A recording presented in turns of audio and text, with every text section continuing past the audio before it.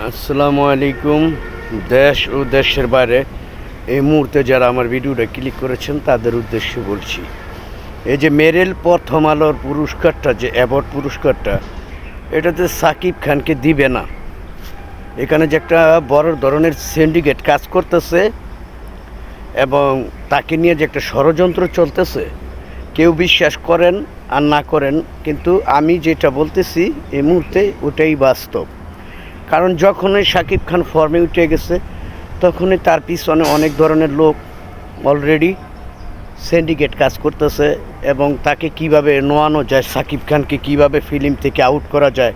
কিন্তু তারা একবারও ভাবে না যে শাকিব খানের মতো নায়ক যখন চলচ্চিত্রে থাকবে না তখন বাংলাদেশ চলচ্চিত্রেও টিকবে না। সিনেমা হল যা ওই 2-4-10টা আছে তাও থাকবে না।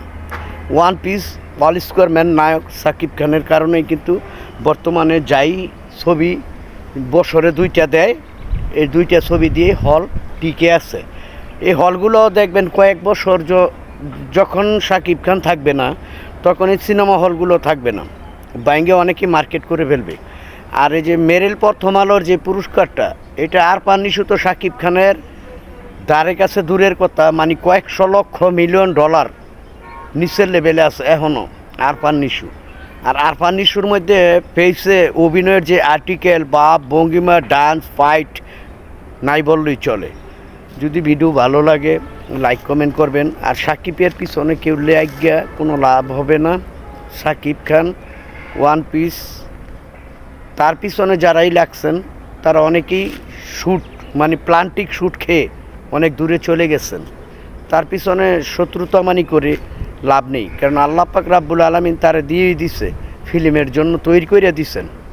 পায়ের মাথা পর্যন্ত তাকে প্র্যাকটিক্যাল দেখলে মনে হবে যে অল স্কোয়ার ম্যান নায়ক শাকিব খান। তার ধারে কাছে এখন কোনো নায়ক নাই।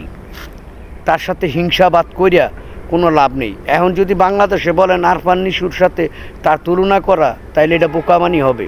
আরফান নিশু শাকিব খানের চেয়ে কয়েকশো লক্ষ মিলিয়ন ডলার নিচের লেভেলে। কারণ আরফান নিশুরে সবাই পছন্দ করে না, কারণ একটা ছোট পর্দার আর্টিস্টে বড় পর্দার মধ্যে কেমন লাগবে আপনারা নিজেই তো বুঝেন, জানেন তারা নায়কের মতো লাগে কিনা। একটা নাচ দেখলাম মেরিল প্রথম আলোর মধ্যে, মানে হ্যাঁ কোন জায়গায় নায়িকার হাত দিয়া কাজ করব সেই ব্যালেন্সই তার নাই। ভিডিও ভালো লাগলে লাইক কমেন্ট করে ভিডিওটা শেয়ার করে দিবেন, আমার পাশে থাকবেন। আসসালামু আলাইকুম, খুদা হাফেজ।